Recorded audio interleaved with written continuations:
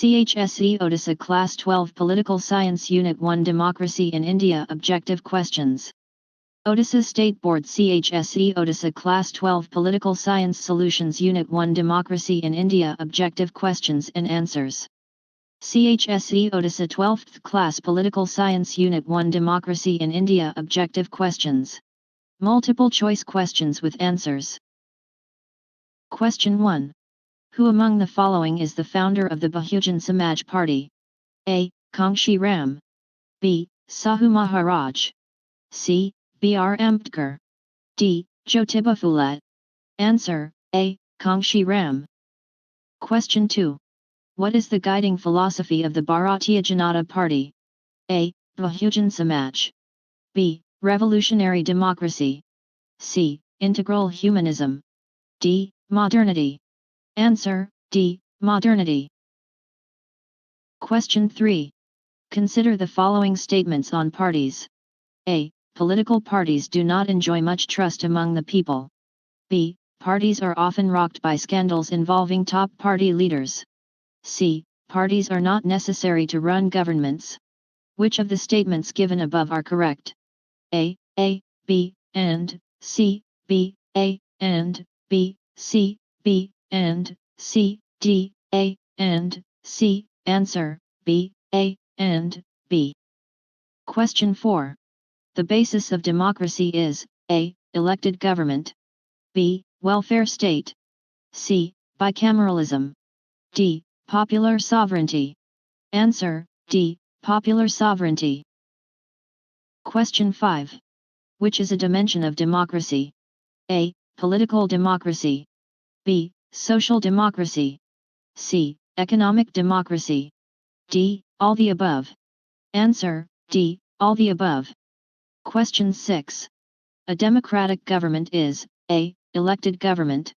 B. Responsible government. C. Limited government. D. All the above. Answer: D. All the above. Question 7. Which of the following is not a feature of democratic government? A. Rule of one person. B. Limited government. C. Responsible government. D. All the above. Answer: A. Rule of one person. Question 8. Indirect democracy is known as A. Representative government. B. Government of the public. C. Non-direct democracy. D. Elected government. Answer: A. Representative government. Question 9. Who said democracy is a government in which everyone has a share? A. Seeley. B. Dicey. C. Bry. D. Abraham Lincoln. Answer: A. Seeley. Question 10. Direct democracy is based upon the principle of A. Direct election. B. Direct participation of the people in the work of the government. C. Sovereignty of state. D. Rule of all. Answer: B. Direct participation of the people in the work of the government. Question 11. Which is the most essential condition for the success of democracy? A. Economic equality. B. Enlightened citizenship. C. Democratic citizenship. D. All the above. Answer: D. All the above. Question 12. Initiative means A. The system of representation. B. Right of the people to propose legislation. C. Right to approve legislation. D. The system of legislation. Answer: B. Right of the people to propose legislation. Question 13. Referendum is A. Positive device. B. Negative device. C. Device of delegated legislation. D. Legislative device. Answer: B. Negative device. Question 14. Which is not a device of direct democracy? A. Recall. B. Representation. C. Initiative or D. Referendum. Answer: B. Representation. Question 15. Electorate means A. Those who actually vote. B. All the voters. C. The right to vote. D. Contestants in an election. Answer: B. All the voters. Question 16. A representative democracy has A. representative government. B. Limited government. C. Responsible and accountable government. D. All the above. Answer, D. All the above. Question 17. The system of direct legislation by all the people of a canton is known in Switzerland as A. Landesgemeinde. B. Direct lawmaking. C. Popular lawmaking. D. Delegated legislation. Answer, A. Landesgemeinde. Question 18. The other name of representative democracy is A. Direct democracy. B. Indirect democracy. C. Limited democracy. D. Partial democracy. Answer, B. Indirect democracy. Question 19. Democracy cannot function without A. Political parties. B. Elections. C. Electorate. D. All these three. Answer, D. All these three. Question 20. Referendum means A. Reference. B. Refer from. C. Refer there. D. Refer to. Answer, D. Refer to. Question 21. Democracy has a form faith in the ideology of A. Gunnetism. B. Socialists. C. Individualism. D. Liberalism. Answer, D. Liberalism. Question 22. In universal adult franchise, A. All the people have the right to vote. B. All adult women have the right to vote. C. All adult men have right to vote. D. All adults have the right to vote. Answer, D. All adults have the right to vote. Question 23. The inauguration of the Constitution of India on A. August 15, 1947. B. February 23, 1972. C. March 12, 1962. D. January 26, 1950. Answer, D. January 26, 1950. Question 24. Which article of the Constitution of India calls upon the state to provide adequate means of livelihood to men and women? A. Article 39. B. Article 48. C. Article 52. D. Article 72. Answer, A. Article 39. Question 25. Which act is the Criminal Law Amendment? A. Act 1973. B. Act 1983. C. Act 1953. D. Act 1963. Answer, B. Act 1983. Question 26. Which acts have given 30% reservation to women in Panchayati Raj and urban local government institution? A. 64th and 65th Amendment Acts. B. 73rd and 74th Amendment Acts. C. 45th and 46th Amendment Acts. D. 84th and 85th Amendment Acts. Answer, B. 73rd and 74th Amendment Acts. Question 27. Which article of the Constitution of India calls upon the state to provide adequate means of livelihood? A. Article 39. B. Article 56. C. Article 48. D. Article 93. Answer, A. Article 39. Question 28. Which act is the dowry prohibition? A. Act 1961. B. Act 1972. C. Act 1895. D. Act 1983. Answer, A. Act 1961. Question 29. Who among the following is the founder of the Bahujan Samaj Party? A. Kangshi Ram. B. Sakshi Maharaj. C. B.R. Ambedkar. D. Jyotiba Phule. Answer, A. Kangshi Ram. Question 30. What is the guiding philosophy of the Bharatiya Janata Party? A. Bahujan Samaj. B. Revolutionary democracy. C. Integral humanism. D. Modernity. Answer, D. Modernity. Question 31. Indian National Congress was established, A. 1906. B. 1885. C. 1872. D. 1892. Answer, B. 1885. Question 32.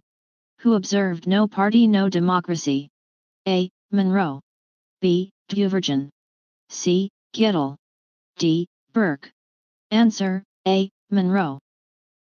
Question 33.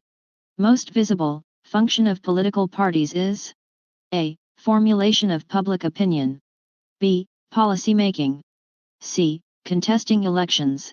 D. Social reforms. Answer, C. Contesting elections. Question 34. The basis of organization of a pressure group is A. Ideology. B. Interests. C. Leadership. D. Needs. Answer, B. Interests. Question 35. Which is considered to be a better party system? A. Bi-party system. B. Lack of party system. C. Multi-party system. D. Single-party system. Answer, A. Bi-party system. True or false? 1. Jawahar Gram Samriddhi Yojana, JGSY, is a program for the creation of rural economic infrastructure. Answer, true. 2. Sarva Shiksha Abhiyan is not a flagship program for the universalization of elementary education.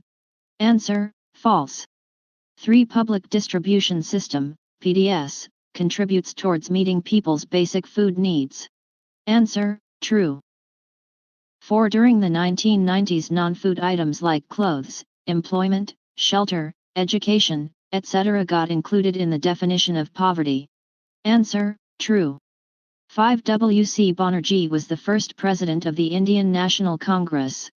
Answer, true. 6. The two communist parties are the Communist Party of India, CPI, and the Communist Party of India, Marxist. Answer, true. 7. In 2008 passed the Right to Education Act, through which education has become a fundamental right for all children of age group 6 to 14 years. Answer, false. 8. The United Kingdom, UK, has not bi-party systems. Answer, false. 9. The United Kingdom, UK, the United States of America, USA, Australia, and New Zealand has bi-party systems. Answer, true. 10. The BSP acquired the status of a national party in 1996. Answer, true. Leave a comment. This site uses Google AdSense ad intent links. AdSense automatically generates these links and they may help creators earn money.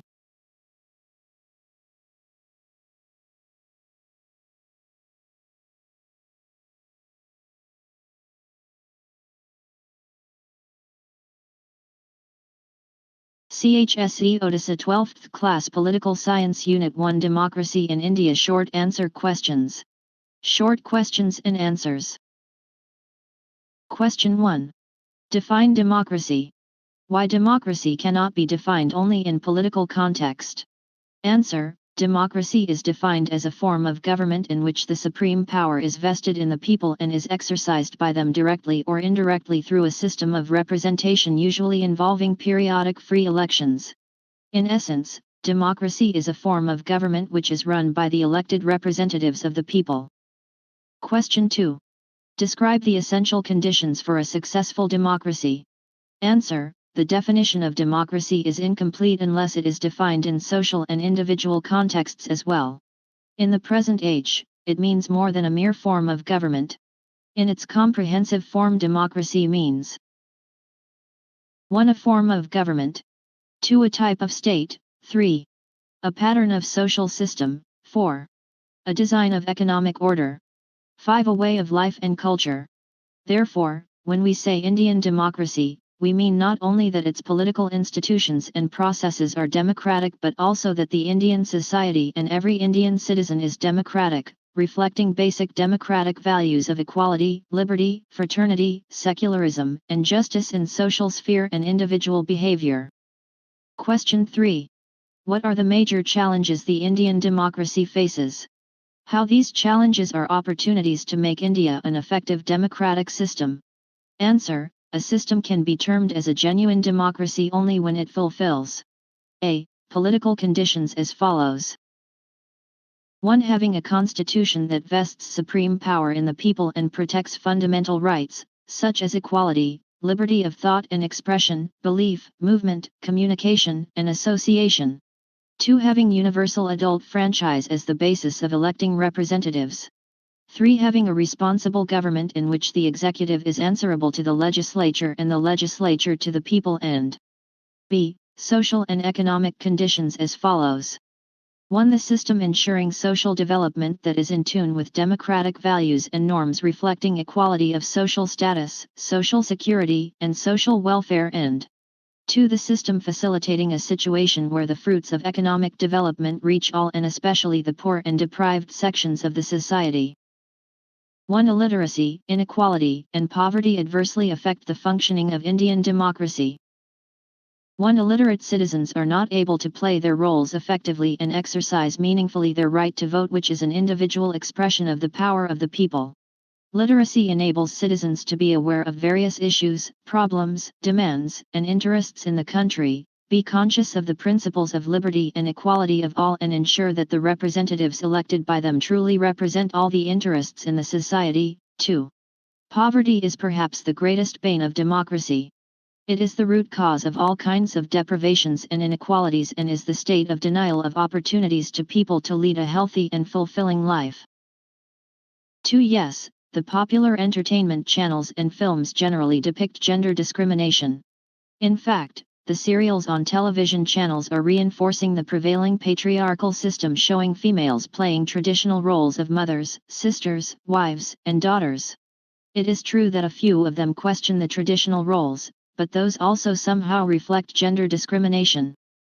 3. Caste system. The most detrimental and inhuman example of the prevailing caste system is the practice of untouchability, which is continuing in different covert and overt ways in spite of the constitutional ban imposed on it. 1. The Dalits still bear the brunt of discrimination and deprivation. This has led to segregation of so-called low castes, depriving them of education and other social benefits. The second example relates to politicization of caste system. Casteism has become notorious as a strategy of exploitation of caste consciousness for narrow political gains.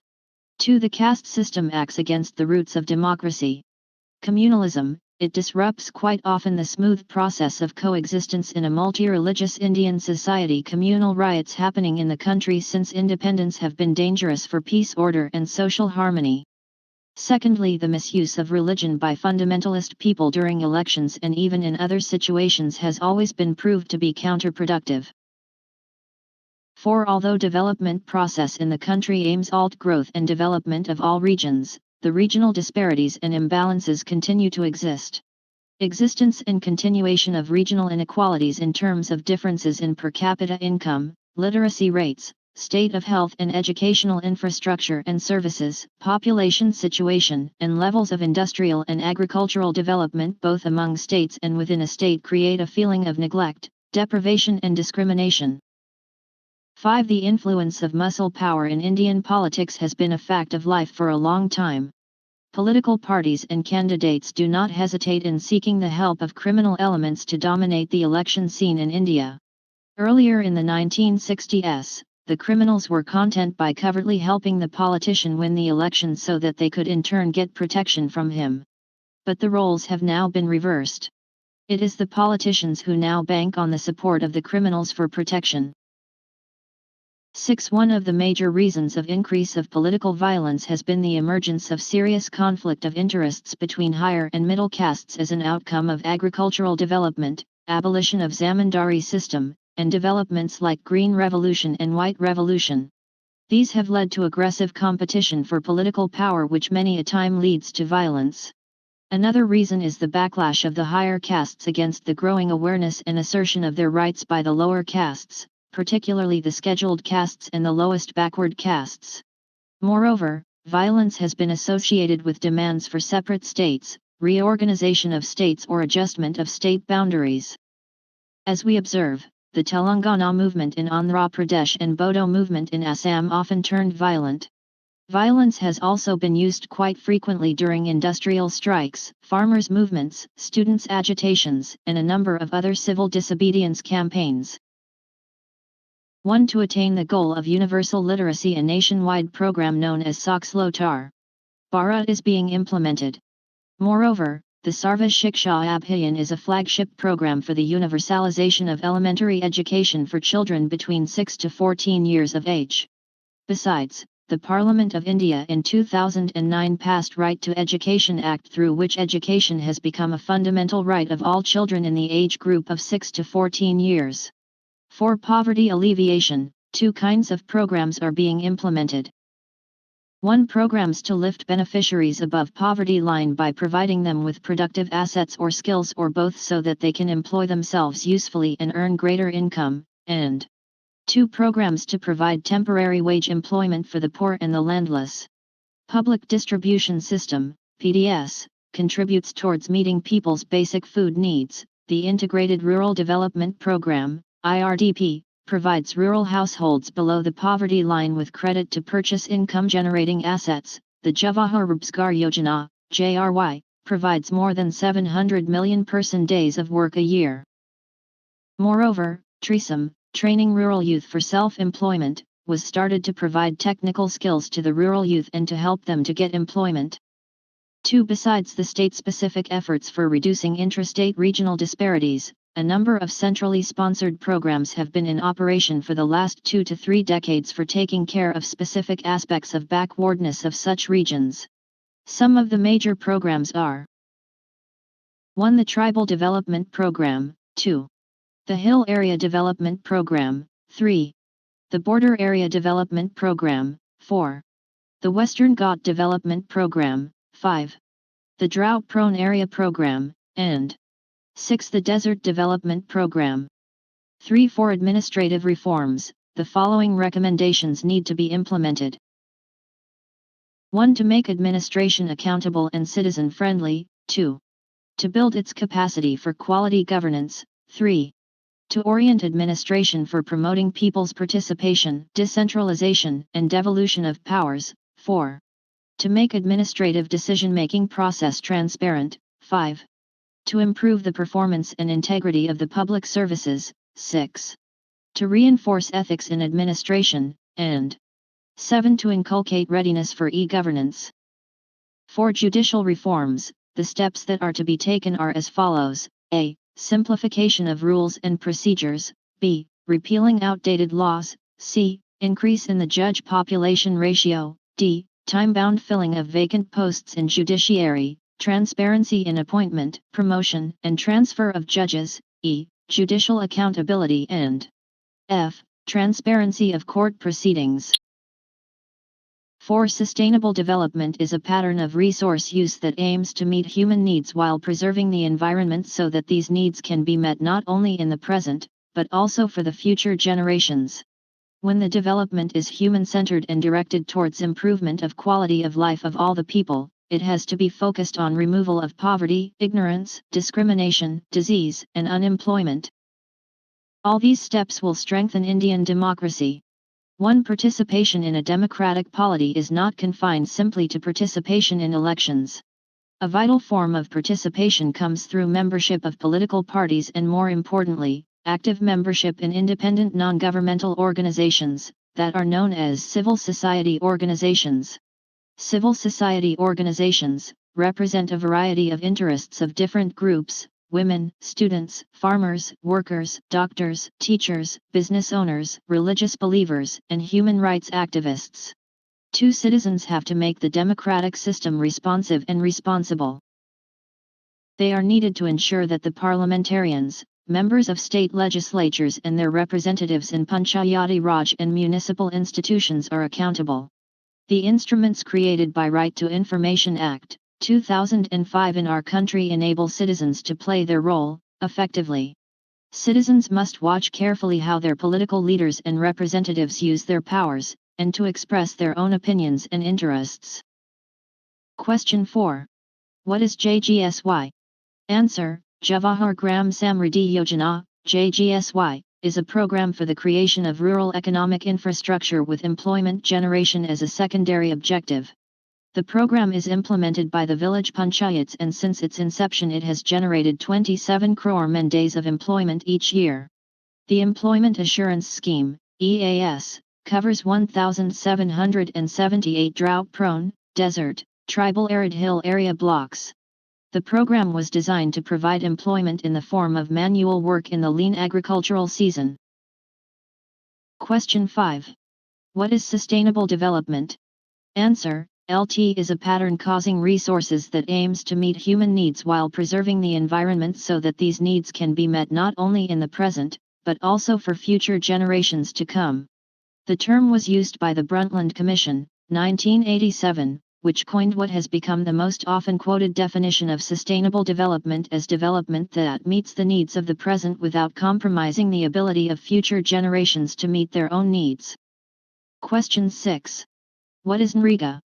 Answer: the Mahatma Gandhi National Rural Employment Guarantee Act, NREGA, is being implemented to enhance the livelihood security of people in rural areas by guaranteeing 100 days of wage employment in a financial year to a rural household whose adult members volunteer to do unskilled manual work. Question 7.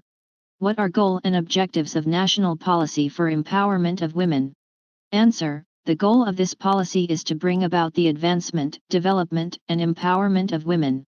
Specifically, the objectives of this policy include: 1. Creating an environment through positive economic and social policies for full development of women to enable them to realize their full potential. 2.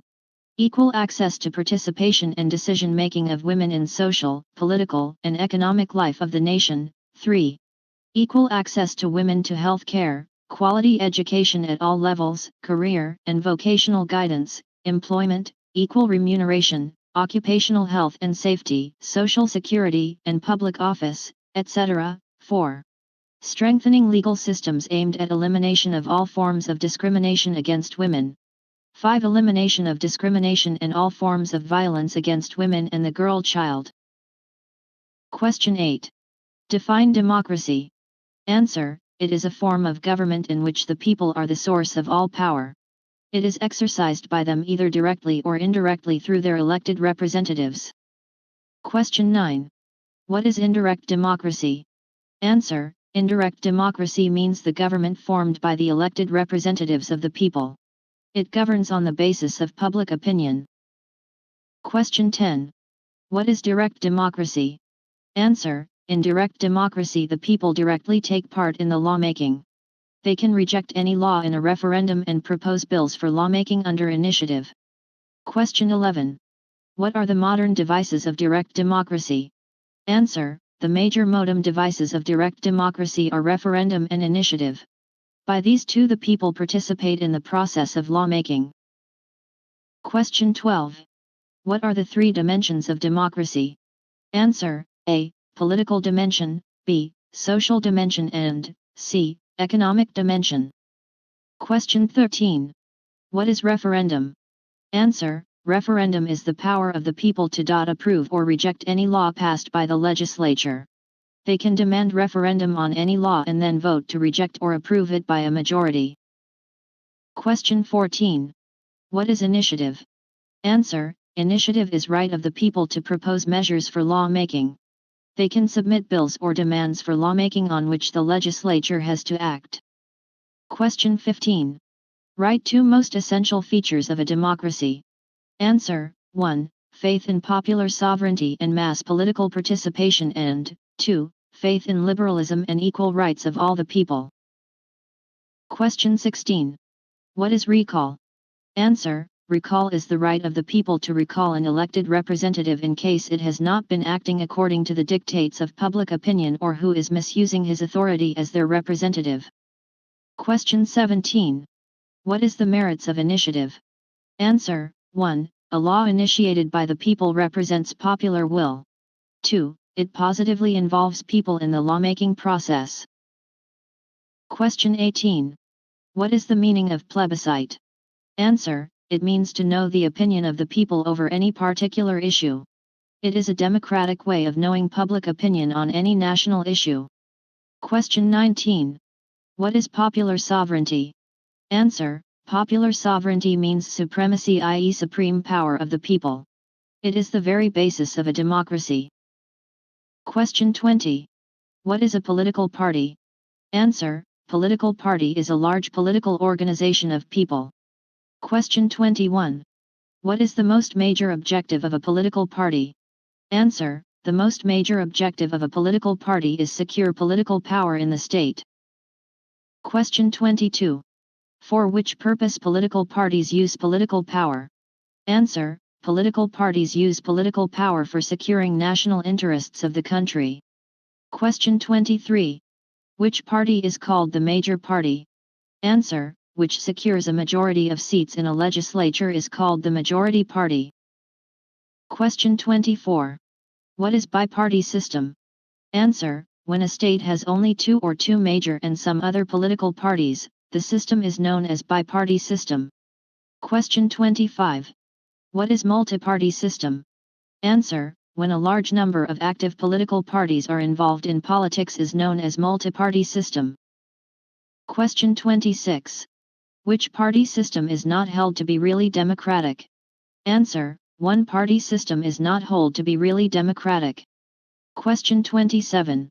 By whom elections are basically fought? Answer: by political parties elections are basically fought. Question 28. What is meant by limited government? Answer: when the government of the state enjoys defined powers and affined, hence it is called a limited government. The Constitution of the state defines the powers of such government and it always works within such limits. Question 29. What are the basic principles of democracy? Answer: the basic principles of democracy are: 1. Faith in popular sovereignty. 2. Right to equality. 3. Right to freedom.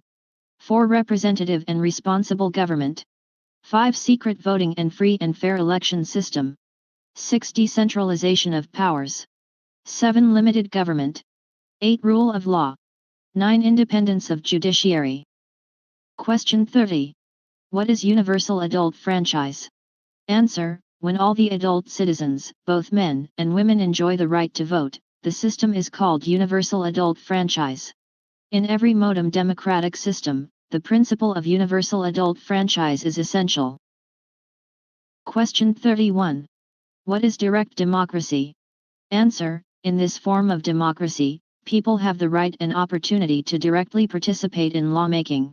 They have the power to approve or disapprove the laws passed by the legislature. Question 32. What is indirect democracy? Answer: indirect democracy in which political power is used by the elected representative of the people. The elected representatives use the legislative and executive authority of the state for a fixed tenure. Question 33. What are the fundamental features of liberal democracy? Answer: the fundamental features of liberal democracy are: 1. Faith in the ideology of liberalism and the principle of sovereignty of the people. 2. Duly elected representative, limited and responsible government. 3. Accountability of all public servants and power holders. 4. Transparency in the working of government. 5. Supremacy of public opinion. 6. Mass political participation. Question 34. What is social inequality? Answer: social inequality refers to the ways in which socially defined categories of persons, according to characteristics such as gender, age, class, and ethnicity, are differentially positioned with regard to access to a variety of social goods such as the labor market and other sources of income. Question 35. How the Indian Constitution grants constitutional and legal equality? Answer: Indian society continues to be a male-dominated society. Women of India continue to live with certain inequalities and exploitations. The Constitution of India grants equal fundamental rights to all the citizens. It declares that there is to be no discrimination on the basis of genders. Legally, women enjoy equal opportunities for development as are being enjoyed by men. Question 36. What is the steps which Indian democracy must take for eliminating social inequalities? Answer: Indian democracy must take several strong steps for eliminating social inequalities. 1. To check caste-based discrimination and violence through stronger laws, policies, and actions. 2. To promote secularism as the way of life by suitably reforming the Indian education system. 3. To work for securing the empowerment of women by all. 4. All women organizations like All India Women Conference and all non-government organization, NGOs, must organize campaigns against social evils, particularly against casteism.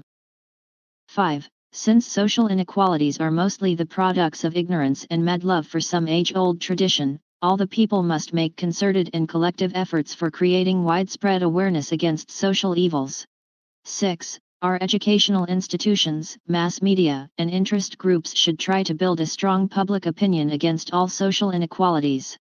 7. Indian democracy must ensure that all the people should get encouraged to realize their responsibilities towards the nation. Question 37. What is regionalism? Answer. Regionalism means the love for one's area of living in a particular region to which one belongs. It is something quite natural. The inhabitants of Punjab love the language and culture, and there is nothing unusual or wrong about it. To secure the interests of their state is a natural objective before all the inhabitants. This type of regionalism has to be accepted as a natural feature of a federal polity like India. Question 38. What is political violence? Answer. Violence is being used by some people, their groups, and organizations for achieving their narrow political goals. It is called political violence. Several organizations, groups, and individuals unfortunately believe that their political system or government will never respond to their political demands, and consequently, they believe that use of violence is needed and justified for securing their political objectives. Question 39. What is Naxalism? Answer. The terms Naxal and Naxalism owe their origin to the village Naxal and Naxalbari movement, West Bengal. Naxalism or Naxal violence began as a violent opposition to the established order. It was basically a peasant and tribal movement against the existing socio-economic political system. It wanted to overthrow the established order by violent means. The Naxal movement had its birth in the late 1960s in the Naxalbari area of West Bengal. Question 40. What steps are needed for controlling Naxal violence? Answer. India government decided to use Indian Army and paramilitary forces for neutralizing and controlling the Naxal violence in the affected states.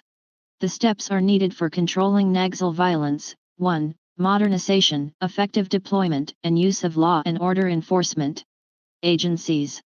2. All necessary and well-designed systematic steps must be undertaken for the protection and promotion of the socio-economic welfare. 3. Participation of all sections of people, particularly the poor peoples. 4. Securing of sustainable development must be pursued as a priority. 5. More employment opportunities must be created for poor, tribal people. 6. Counterinsurgency operations against the Naxals must be well planned and efficiently executed. Question 41. Give one definition of a political party. Answer. Gilchrist writes, a political party may be defined as an organized group of citizens who profess to share the same political views and who, by acting as a political unit, try to control the government. Question 42. What is one-party system? Answer. One-party system is also called single-party system. In it there is only one main political party which is continuously in power. One-party system is held to be undemocratic. Question 43. Give 3 essential features of a political party. Answer. 3 essential features of a political party are: 1. A fairly large organized political association of people. 2. Agreement on basic principles on ideology. 3. Faith in peaceful and constitutional means. Question 44. Define bi-party system. Answer. Party system exists in a state where there are either only 2 nearly equal popular political parties or 2 main political parties. However, there are also present some union or less influential political parties. People have the freedom to form their political parties, but in actual practice there are present only 2 major political parties in the country. Question 45. Define multi-party system. Answer. Multi-party system means the presence of several equally influential political parties in the country. Several political parties are actively involved in the political process. Elections are contested by a large number of political parties. Question 46. Name some countries which have multi-party system. Answer. Some countries which have multi-party system are India, Switzerland, Japan, Italy, and France. Question 47. What are the 6 main functions of political parties? Answer. The 6 main functions of political parties are 1. Formation of public opinion.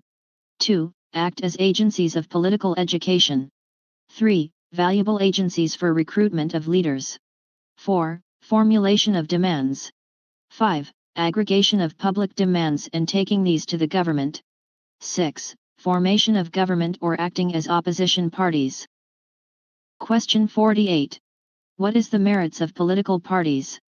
Answer. The merits of political parties are 1. Essential democratic actors of politics.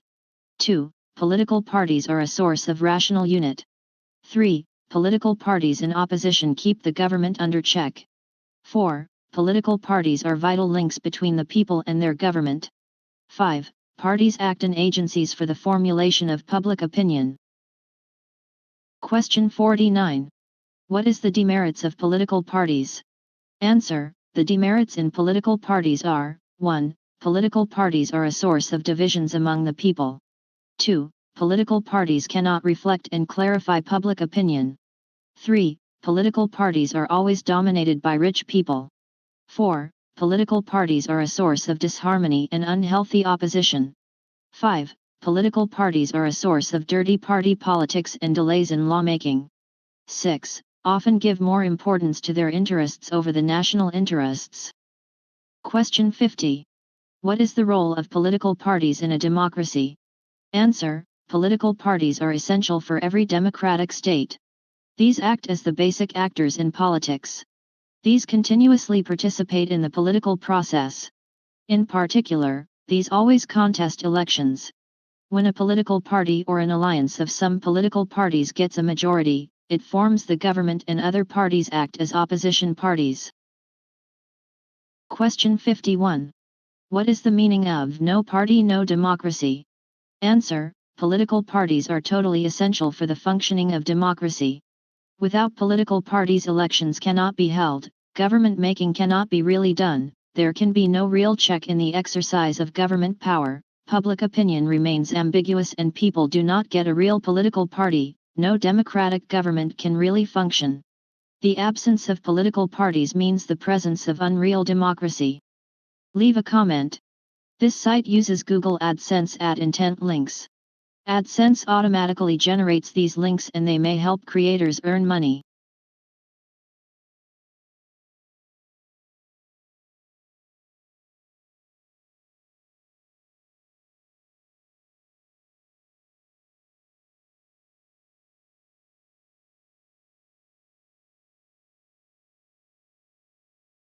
CHSE Odisha Class 12 Political Science Unit 1 Democracy in India Long Answer Questions.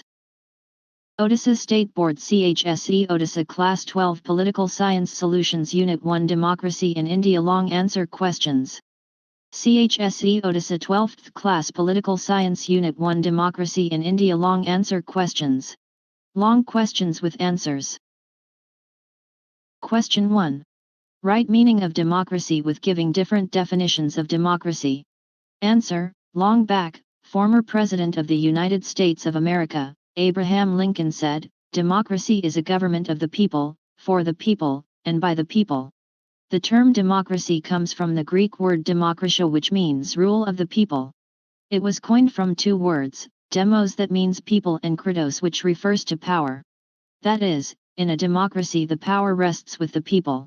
This meaning is based on the experiences of the governments that existed in some of the Greek city-states, notably Athens.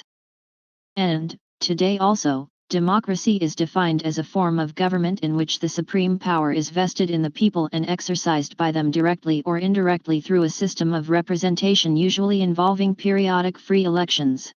When you examine definitions of democracy, as suggested above, you will find that most of those definitions define democracy as a form of government which is run by the elected representatives. Democracy has been defined in many ways. Bryce believes that democracy really means nothing more or less than the rule of the whole people, expressing their sovereign will by their votes. McIlver observes, democracy is not a way of governing, whether by majority or otherwise, but primarily a way of determining who shall govern, and broadly to what ends. It means more than a mere form of government. In its comprehensive form, democracy means, or ought to mean, 1. A form of government, 2. A type of state, 3. A pattern of social system, 4. A design of economic order, and 5. A way of life and culture. Therefore, when we say that India is a democracy, we mean not only that its political institutions and processes are democratic but also that the Indian society and every Indian citizen is democratic, reflecting basic democratic values of equality, liberty, fraternity, secularism, and justice in the social environment and individual behavior. Question 2. What are the essential conditions for democracy? Answer. A system can be termed as a genuine and comprehensive democracy only when it fulfills both political and socio-economic aspects of people's participation and satisfaction. Let us identify those. There may be two major categories, 1. Political conditions and 2. Social and economic conditions. The fulfillment of the first leads to political democracy and the second as social democracy. Obviously, the first and the foremost are political conditions of democracy. It is essential that for a system to be democratic, we must adopt a constitution and laws that vest supreme power in the people. The human rights and fundamental rights, such as equality, liberty of thought and expression, belief, movement, communication, and association must be protected by the Constitution. The democratic system has to have universal adult franchise as the basis of electing representatives at various levels of the government. Moreover, opportunities for political participation of all the citizens not only in elections at regular interval, but also in other aspects of the political process have to be made available. There has to be a responsible government in which the executive is answerable to the legislature to the people, and the judiciary to remain independent. Political institutions like political parties and interest and pressure groups, associations, various non-governmental organizations, must be functional for expressing popular needs, demands, and grievances. A democratic system is strengthened if it maintains an enlightened public opinion in its various forms through free press and other communication processes. Political democracy is thus one which incorporates all the above political traits. Question 3. What is the social and economic conditions of democracy? Answer. A democratic system has to ensure that the social development is in tune with democratic values and norms reflecting equality of social status and opportunities for development, social security, and social welfare. Citizens must avail opportunities of universal and compulsory education. They must also be enabled to utilize means of economic development. The fruits of economic development must reach all and especially to the poor and the deprived sections of the society. Socio-economic development of the people strengthens social democracy. Question 4. What are the challenges to democracy? Answer. Since independence, India has been functioning as a responsible democracy. The same has been appreciated by international community. It has successfully adapted to the challenging situations. There have been free and fair periodic elections for all political offices from the panchayats to the president. There has been smooth transfer of political power from one political party or set of political parties to others, both at national and state levels on many occasions. You will find many examples in our neighboring countries like Pakistan, Myanmar, and even Bangladesh where transfer of power has been done through military coups. The legislative, executive, and judicial organs have been functioning properly. The parliament and the state legislatures control the executives effectively through the means like question hours, etc. More importantly, some significant enactments like the Right to Information, RTI, Act 2005, Right to Education 2009 and other welfare means have empowered the people. The mass media, including print and electronic, have full autonomy and play a key role in formulating and influencing public opinion. Significant social change has taken place in almost all walks of life and the nation is moving ahead on course of socio-economic development. India is a very large country full of diversities, linguistically, culturally, religiously. At the time of independence it was economically underdeveloped. There were enormous regional disparities, widespread poverty, illiteracy, unemployment, and shortage of almost all public welfare means. Citizens had enormous expectations from independence.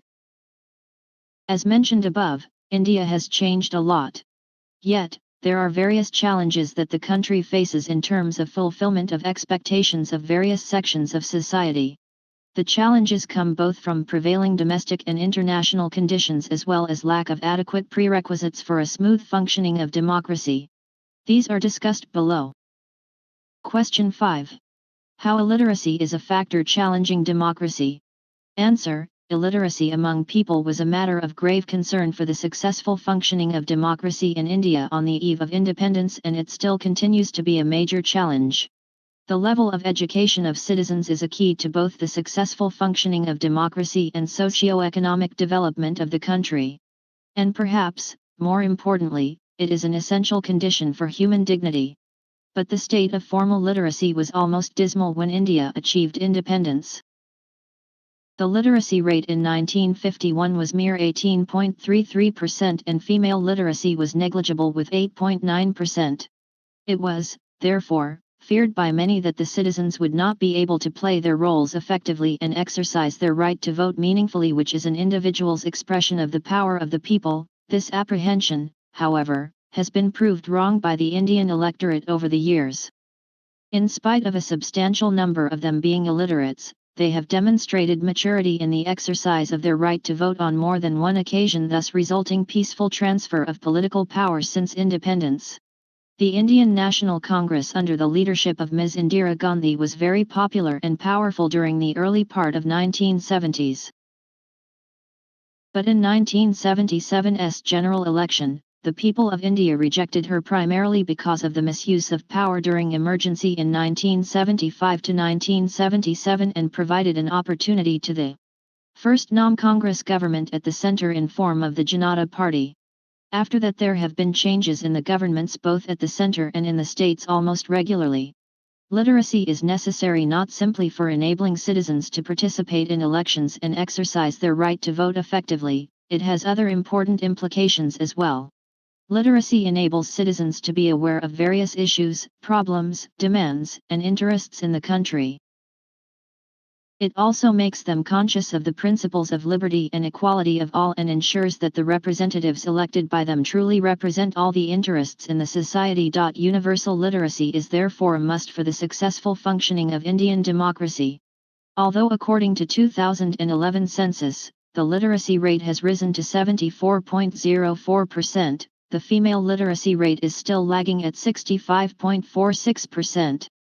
This means that over 1/4 of the country's population is still illiterate, while among women nearly 1 out of 3 is not literate. If the children have access to basic education, the problem of illiteracy can be checked. Recently, the right to education is provided as a fundamental right. We hope that this will help the cause of educating the children universally. Question 6. How poverty is affecting democracy? Answer: it is generally said that for a hungry person right to vote does not have any meaning. For him/her the first requirement is food. Therefore, poverty is considered as the greatest bane of democracy. It is, in fact, the root cause of all kinds of deprivations and inequalities. It is the state of denial of opportunities to people to lead a healthy and fulfilling life. Of course, India inherited poverty from the long exploitative British colonial rule, but it continues to be one of the gravest problems today. Even now a considerable proportion of Indian population lives below poverty line, called BPL. The poverty line means an income level below which human beings cannot provide for their basic necessities of food, much less for clothes and shelter.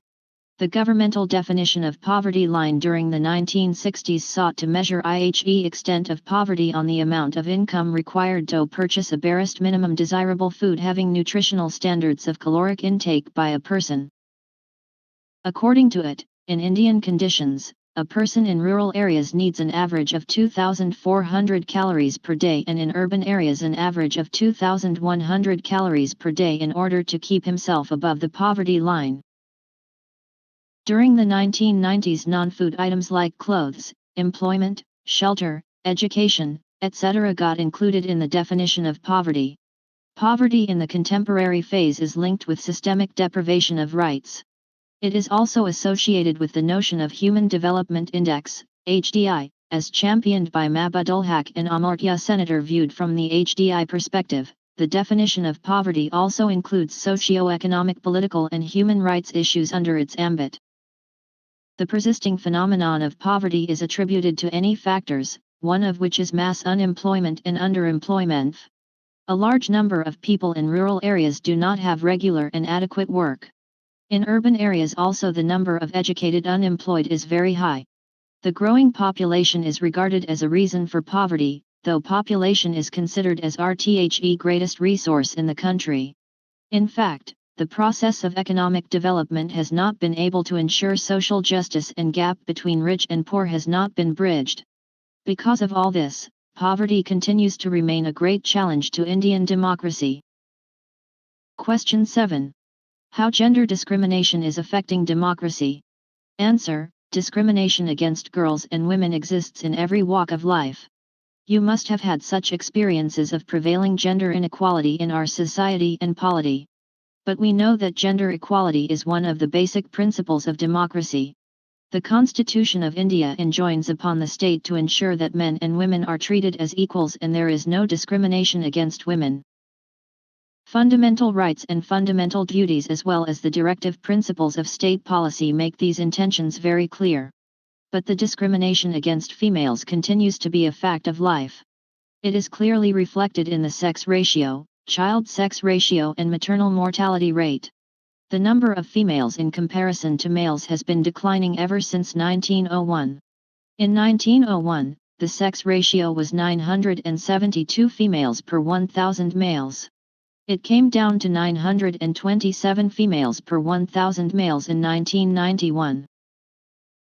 According to 2011 census, it is 940 females per 1,000 males, which is still very unfavorable to females.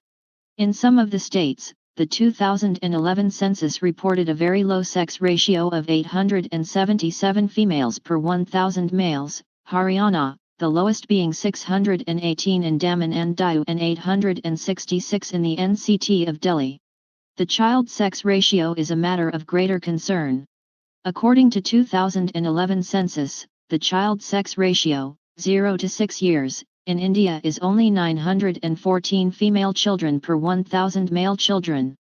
This is lower than the 2001 census, which reported child sex ratio of 927 female children per 1,000 male children. It has been declining because of several factors, like the prevailing preference for male child, discriminatory treatment against the girl child right after birth, and the increasing incidence of female infanticides and female feticides. By using technology, people are forcing mothers to get the fetus of a female child aborted. The infant mortality rate among girl children is high, as compared to that among boy children. The maternal mortality ratio as per the Sample Registration System 2004-06 is 254 per lakh live births, which is considered very high. Question 8. How casteism, communalism, religious fundamentalism is challenge for democracy? Answer: the Indian democracy faces serious challenges also from casteism, communalism, and religious fundamentalism. They weaken the functioning and stability of democratic system. A. Casteism, the caste system, which presumably originated in the division of labor in the ancient society, has become a more or less rigid group classification, based on birth. Have you ever experienced the role of caste in your life and society? You will agree that the most detrimental and inhuman aspect of the caste system is the practice of untouchability, which is continuing in spite of the constitutional ban imposed on it. This has led to segregation of so-called low castes or Dalits, depriving them of education and other social benefits. The Dalits have been typically performing menial labor and some of the hardest physical work in society. Casteism has played a negative role even in the democratic political processes. In fact, casteism has become notorious as a strategy of exploitation of caste consciousness for narrow political gains. The caste system acts against the roots of democracy. The democratic facilities, like fundamental rights relating to equality, freedom of speech, expression, and association, participation in the electoral process, free media and press, and even legislative forums, are misused for maintaining casteist identity. Casteism has also been contributing towards continuation of socio-economic inequalities. It is true that India has been an unequal society from times immemorial. The scheduled castes, SCS, the scheduled tribes, STS, and the backward classes have suffered down the ages from socio-economic deprivations. There are enormous inequalities in our society which are posing serious challenge to Indian democracy. What is more alarming is the mixing of caste and politics resulting into politicization of caste and casteization of politics in contemporary Indian polity, which has become a grave challenge to our democracy. Despite the era of liberalization and globalization, caste consciousness has not been eroded in our society, and castes are being increasingly used as vote bank politics. B. Communalism. Communalism and religious fundamentalism have acquired a very dangerous form and alarming proportion in India. They disrupt the pattern of coexistence in our multi-religious society. Communalism is an affront to India's nationalist identity and a tragic setback to its evolving secular culture. It is subversive of our democratic political stability and destroyer of our glorious heritage of humanism and composite culture. Quite often, communalism is wrongly used as a synonym for religion or conservatism. Adherence to a religion or attachment to a religious community is not communalism. Religious fundamentalism. Religious fundamentalism also reinforces communalists in exploiting both religion and politics. In fact, fundamentalism acts as an ideology which advocates a return to orthodoxy and a strict compliance to the fundamental tenets of religion. Religious fundamentalists vehemently oppose progressive reforms in order to establish their exclusive control on their respective communities. Regionalism. Indian democracy has also been struggling with regionalism, which is primarily an outcome of regional disparities and imbalances in development. We all know that India is a plural country with diversities of religions, languages, communities, tribes, and cultures. A number of cultural and linguistic groups are concentrated in certain territorial segments. Although development process in the country aims at growth and development of all regions, the regional disparities and imbalances in terms of differences in per capita income, literacy rates, state of health and educational infrastructure and services, population situation, and levels of industrial and agricultural development continue to exist. Existence and continuation of regional inequalities both among states and within a state create a feeling of neglect, deprivation, and discrimination. This situation has led to regionalism manifested in demands for creation of new states, autonomy, or more powers to states, or even secession from the country. It is true that regionalism and sub-regionalism are unavoidable in a vast and plural country like India. It is not always correct to consider every attempt to support or defend regional or sub-regional interests as divisive, vociferous, and unpatriotic. The problem begins when these interests are politicized and regional movements are promoted for ulterior political motives. Such unhealthy regional or sub-regional patriotism is cancerous and disruptive. The continuing regional imbalances have given rise to militant movements in certain parts of our country. Separatist demands in Jammu and Kashmir or by ULFA, United Liberation Front of Assam, in Assam or by different groups in the northeastern region are matters of grave concern for Indian polity. Corruption. Corruption in public life has been a major concern in India. In 2011, India was ranked 95th of 183 countries defined as corrupt in Transparency International's Corruption Perceptions Index, CPI. In fact, corruption is rampant in all walks of life, be it land and property, health, education, commerce and industry, agriculture, transport, police, armed forces, even religious institutions or so-called places of spiritual pursuits. Corruption continues to exist in covert and overt ways at all three levels, political, bureaucratic, and corporate sector. One can see the nexus between the politicians, the bureaucrats, and the industrialists, which has resulted into corruption and corrupt practices. The tentacles of corruption have affected all organs of government, including the judiciary. Criminalization of politics. In recent years, criminalization of politics in India has become a debatable issue. There have been allegations that there are some elements in politics who do not have faith in democratic values and practices. They indulge in violence and take refuge in jaded, unhealthy, undemocratic methods to win elections. Undoubtedly, this is not a healthy trend in politics, and there is an urgent need to apply serious check on such tendencies.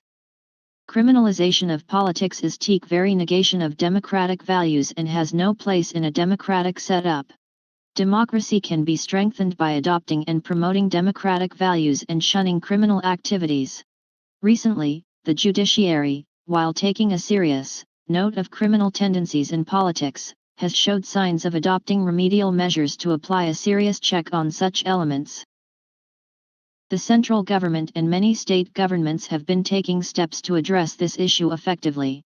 This is a matter of great satisfaction and a healthy sign for the successful functioning of democracy in our country. We, as awakened citizens and as voters of the largest democracy in the world, can also contribute by discouraging such persons who have a criminal background from contesting elections. Question 8. How to tackle the challenges of democracy? Answer: it is thus clear that democracy in India faces certain serious challenges. These are causes of serious concern to all. In fact, the leadership of the freedom movement and especially the framers of the Indian Constitution themselves were very much aware of these issues. They made a number of constitutional provisions to address the same. Since independence, governments have taken various measures to respond to many of these challenges. There have been significant improvements in some of these. However, lots still have to be done. For that, efforts have been going on. These is need for collaboration among governmental agencies, political parties, civil society, and citizens in general. Certain significant corrective measures that have been adopted and can be initiated are as follows. Universal literacy education for all. The significance and necessity of education for efficient functioning of democracy was appreciated by the framers of the Indian Constitution. Which is why, free and compulsory education to all children up to the 14 years of age continued to remain constitutional commitment in India. Various governments at national and state levels have been making efforts to attain this goal. As a follow-up of the National Policy on Education 1986, a National Literacy Mission was set up in 1988 to plan and implement programs for the removal of illiteracy under the platform, Sarva Shiksha Abhiyan. But the goal of universal literacy is yet to be attained. Currently, a nationwide program known as Sakshar Bharat is being implemented. It aims at developing functional literacy and numeracy to non-literate and non-numerate adults in the age group of 15 and above, to enable them to continue their learning beyond basic literacy and acquire equivalence to formal educational system.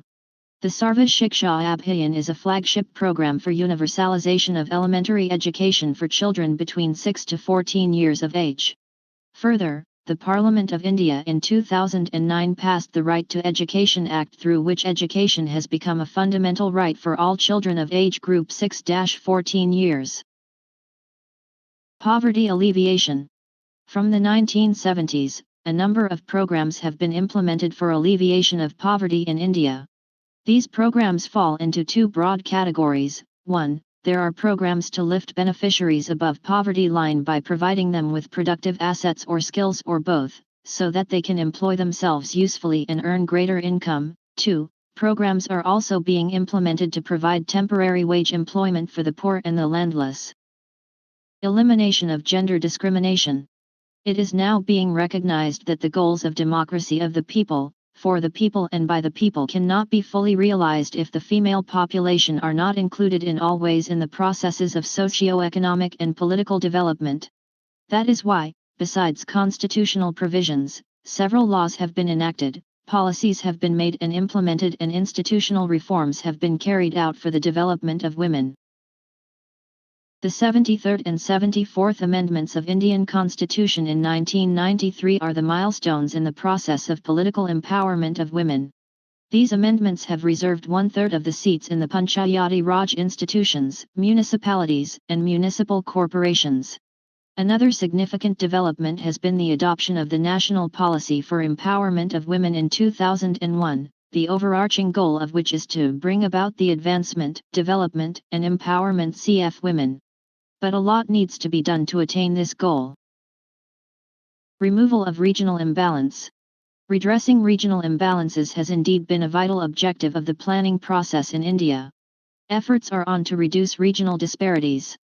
Besides, the state-specific efforts for reducing intrastate regional disparities, a number of centrally sponsored programs have been in operation for the last 2 to 3 decades for taking care of specific aspects of backwardness of such regions. Administrative and judicial reforms. The success of all the above stated corrective measures primarily depends on the efficient functioning of administration and independence and righteousness of the judicial system. But on both counts, a lot needs to be done. The performance of public administration in India has come under close scrutiny in the last few years. Rampant corruption, inefficiencies, wastages, and irresponsiveness to the needs of citizens are some of the commonly acknowledged problems afflicting the administration. No doubt, the Indian judiciary has remained independent and neutral. There are serious problems of 1. Slow disposal of cases leading to delays as well as accumulation of backlog, and 2. Very low rate of prosecution in criminal cases. Administrative reforms have continuously been on the agenda of the government ever since independence. A number of commissions and committees have been set up in this regard. But bureaucratic reluctance to change has prevented the reforms to take place in full measure. The recommendations of various commissions and committees focus around the need 1. To make administration accountable and citizen-friendly, 2. To build its capacity for quality governance, 3. To orient administration for promoting people's participation, decentralization, and devolution of powers, 4. To make administrative decision-making process transparent, 5. To improve the performance and integrity of the public services, 6. To reinforce ethics in administration. 7. To inculcate readiness for e-governments. Judicial reform also has been a critical concern since long. Various recommendations have been made on many occasions. The major issues that need consideration in this regard are 1. Simplification of rules and procedures, 2. Repealing outdated laws, 3. Increase in the judge population ratio, 4. Time-bound filling of vacant posts in judiciary, 5. Transparency in appointment, promotion, and transfer of judges, 6. Judicial accountability, and 7. Transparency of court proceedings. Sustainable development, economic, social, environmental. Indian democracy can adequately respond to all the challenges when it moves forward on the path of sustainable development.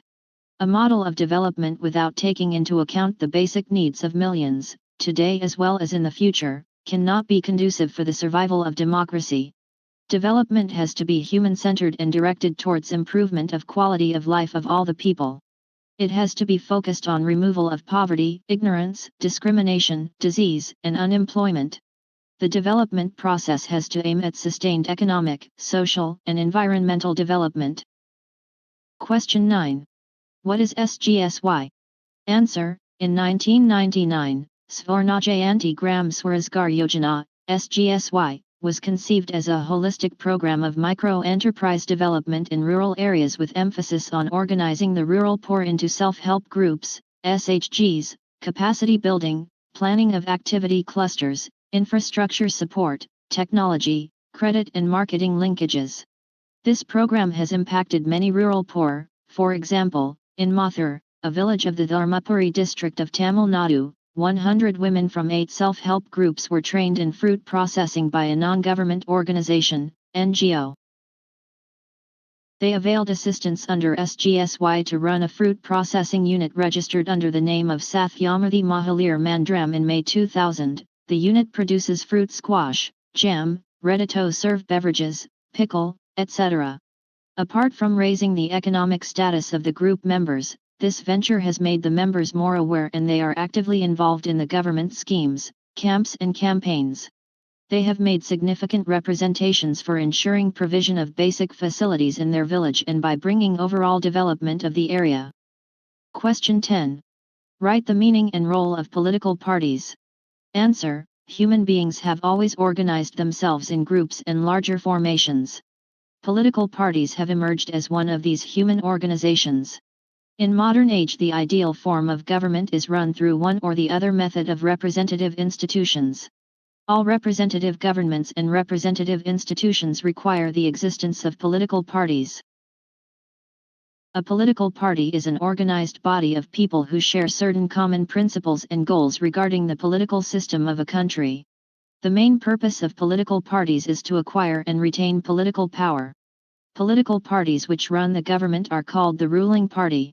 In a coalition government, there may be more than one ruling party. Those who sit in the opposition and criticize and analyze the performance of the ruling party/parties generally or on specific issues are called opposition parties. A political party as such should have the following essential features. 1. It must be an organized body of people with a formal membership. 2. It must have clearly spelled out policies and programs. 3. Its members should agree with its ideology, policies, and programs. 4. It must aim at getting power through the democratic process. 5. It must have a clear and acceptable leadership. And 6. It must focus on broad issues and major areas of government policies. Question 11. Write about the types of party system. Answer. India has a multi-party system. Indian politics is dominated by several national and regional parties. There are countries where there is one-party system or two-party system. Erstwhile Soviet Union and Yugoslavia had single-party systems. Similarly, China has one-party system. Earlier in Germany there existed only one party, the Nazi Party, so was the case in Italy where the only party was known as the Fascist Party. In a two-party or bi-party system there are two main political parties. The United Kingdom, UK, the United States of America, USA, Australia, and New Zealand have bi-party systems. There may exist other parties but their role is generally insignificant. For example, in UK, there are two main parties, the Conservative Party and the Labour Party. In the USA the two main parties are the Republican Party and the Democratic Party. Japan, France, Germany, and Switzerland have multi-party systems. Question 12.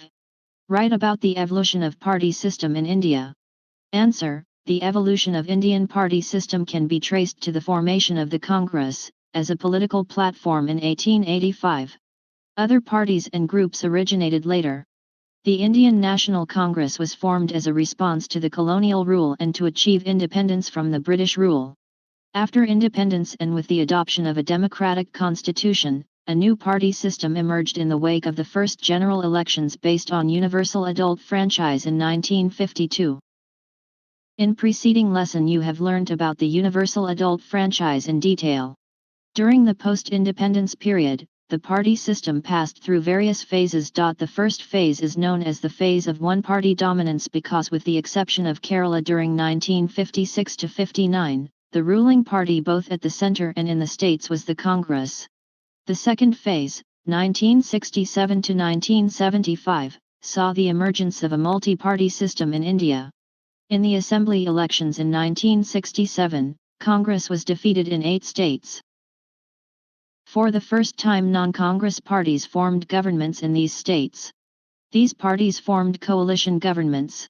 Then came the split in Congress into Congress, O, and Congress, N. However, the Congress again became a dominant force at the center after winning 1971 midterm poll. Then came the emergency period, 1975 to 77, which is known as the authoritarian period of Indian democracy. With the lifting of emergency, the dominance of Congress ended. In the general elections of 1977 Congress was defeated by the Janata Party. Janata Party came into existence as a result of the merger of many opposition parties. But again in 1980 general elections Congress came back to power and remained in power till 1989. Janata Party emerged out of the merger of Congress, O, led by Morarji Desai, Bharatiya Lok Dal led by Ch. Charan Singh, Congress for Democracy, CFD, led by Jajavan Ram and H. N. Bahuguna, the Socialists led by George Fernandez and Jana San led by L. K. Advani. In 1989 elections, the National Front joined government with the support of BJP and the Left Front. But this formation could not last its tenure and elections for the 10th Lok Sabha were held in May-June, 1991. Congress again formed government at the center. In 1.996 general elections, BJP emerged as the single largest party and was asked to form government at the center. Since it could not prove its majority within the given time, it had to resign. The United Front, which was a combination of 13 parties, formed the government at the center with the external support of the Congress and the CPI-M. But this government also could not last its full term. Although the coalition government formed under the leadership of BJP after 1998 elections was defeated in Lok Sabha, the 1999 elections again provided them the opportunity to form government, which lasted its full term under a multi-party coalition, known as National Democratic Alliance, NDA. In the 14th general elections held in 2004, Congress emerged as the single largest party. It formed alliance with like-minded parties and formed government at the center. The phase of Indian party system, which began in 1989 and is still continuing, has been aptly called a phase of coalition politics. No single party has been able to form government on its own at the center. Question 13. Write about two types of major parties in India. Answer: India has two types of political parties, national parties and regional parties. National parties are those which generally have influence all over the country. It is not necessary that a national party will have equal strength in all the states, it varies from state to state. A party is recognized as a national party by the Election Commission on the basis of a formula. The political party which has secured not less than 4% of the total valid votes in the previous general elections, at least in 4 states, is given the status of a national party. The number of national parties has been changing.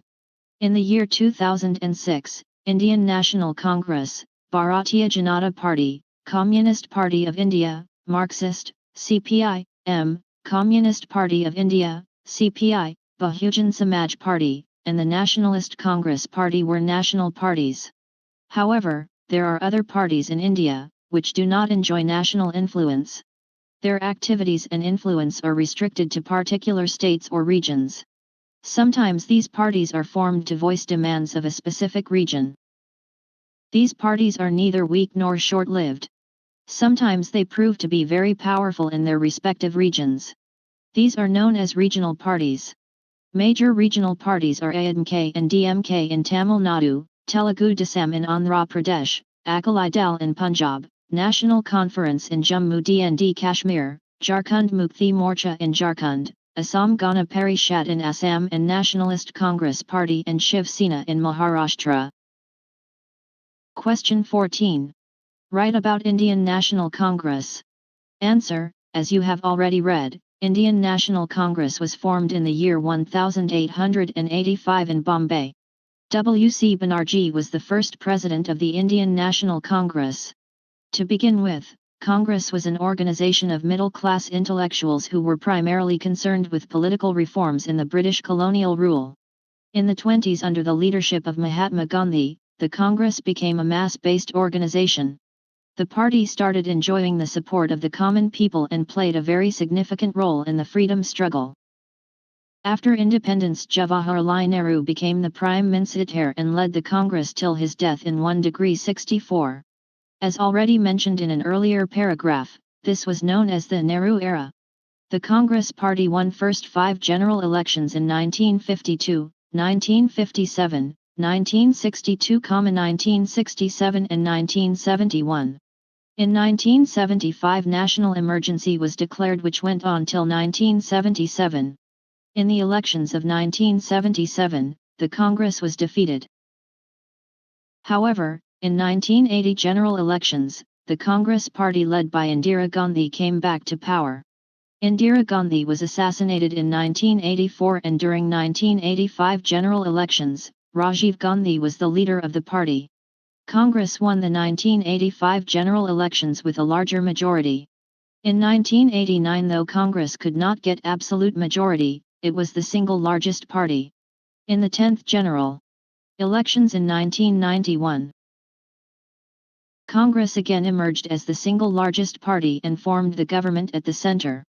In the 1996 general elections, Congress could not form government at the center. In the 12th general elections in 1998, Congress could get only 140 Lok Sabha seats. In the 1999 general elections, Congress's strength was further reduced to 112. But in the 14th general elections, Congress entered into alliance with other secular parties and secured the number of seats that provided it an opportunity to form a coalition government.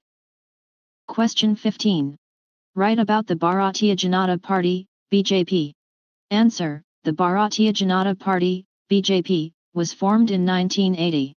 Since then it has extended its influence in the Hindi belt, Gujarat, and Maharashtra. Since 1989, it has been trying to extend its base in South India also. Since its formation in 1980, the BJP has been increasing its number of seats in the Lok Sabha gradually.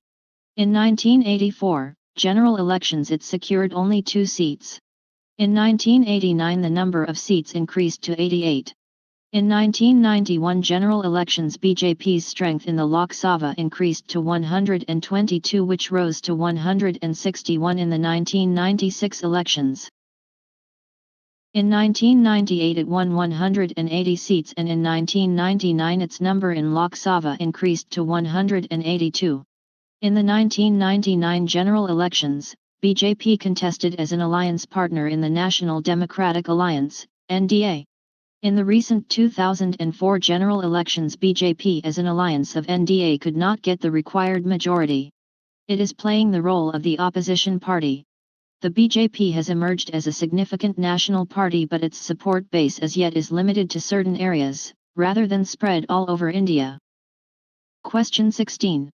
Write short notes on the communist parties. Answer: the 2 communist parties are the Communist Party of India, CPI, and the Communist Party of India, Marxist, CPI-M. Next to the Congress, the Communist Party is the oldest in India. The communist movement began in the early 20s, and the Communist Party was founded in 1925. The Communists participated in the national movement, though often they had serious differences with the Congress. The Communists assert that the people should be economically equal and the society should not be divided into classes of rich and poor.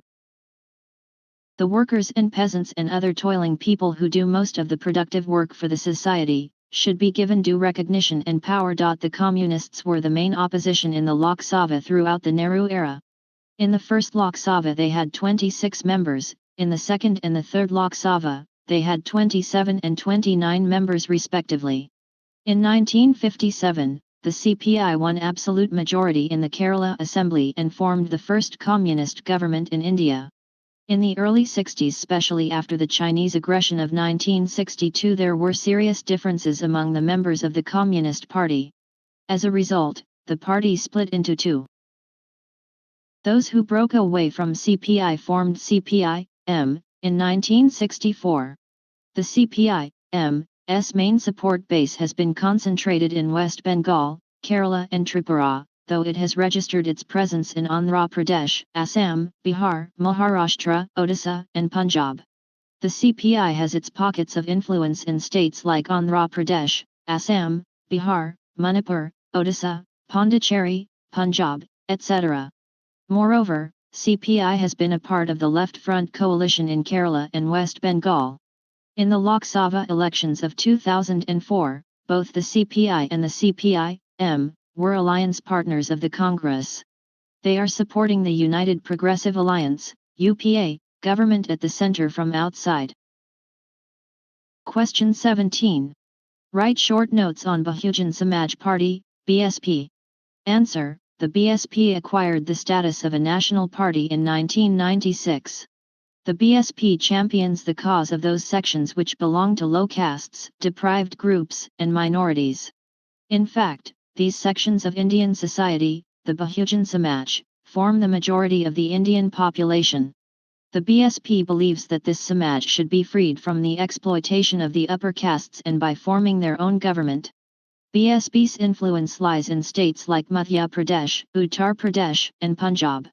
In 1995 and 1997 BSP was a partner in the coalition governments in Uttar Pradesh. Question 18. Describe the one-party dominance in early phases. Answer: the results of the first general election did not surprise anyone. The Indian National Congress was expected to win this election. The Congress Party, as it was popularly known, had inherited the legacy of the national movement. It was the only party then to have an organization spread all over the country. And finally, in Jawaharlal Nehru, the party had the most popular and charismatic leader in Indian politics. He led the Congress campaign and toured the country. When the final results were declared, the extent of the victory of the Congress did surprise many. The party won 364 of the 489 seats in the first Lok Sabha and finished way ahead of any other challenger. The Communist Party of India came next in terms of seats, winning only 16 seats. The state elections were held with the Lok Sabha elections. Congress scored a big victory in those elections as well. It won a majority of seats in all the states except Travancore Cochin, part of today's Kerala, Madras, and Odisha. Finally, even in these states Congresses formed the government. So the party ruled all over the country at the national and the state level. As expected, Jawaharlal Nehru became the Prime Minister after the first general election. In the second and the third general elections, held in 1957 and 1962 respectively, the Congress maintained the same position in the Lok Sabha by winning 3/4 of the seats. None of the opposition parties could win even 1/10 of the number of seats won by the Congress. In the state assembly elections, Congress did not get a majority in a few cases. The most significant of these cases was in Kerala in 1957 when a coalition led by the CPI formed the government. Apart from exceptions like this, Congress controlled the national and all the state governments. The extent of the victory of the Congress was artificially boosted by our electoral system. The Congress won 3 out of every 4 seats, but it did not get even half of the votes. In 1952, for example, Congress obtained 45% of the total votes. But it managed to win 74% of the seats. The Socialist Party, the second largest party in terms of votes, secured more than 10% of the votes all over the country. But it could not even win 3% of the seats. How did this happen? For this, you need to recall the discussion about the first past the post method in your textbook Constitution at Work last year. In this system of election, adopted in our country, the party that gets more votes than others tends to get much more than its proportional share. That is exactly what worked in favor of Congress. If we add up the votes of all the non-Congress candidates, it was more than the votes of the Congress. But the non-Congress votes were divided between different rival parties and candidates. So the Congress was still way ahead of the opposition and managed to win. Leave a comment. This site uses Google AdSense ad intent links. AdSense automatically generates these links and they may help creators earn money.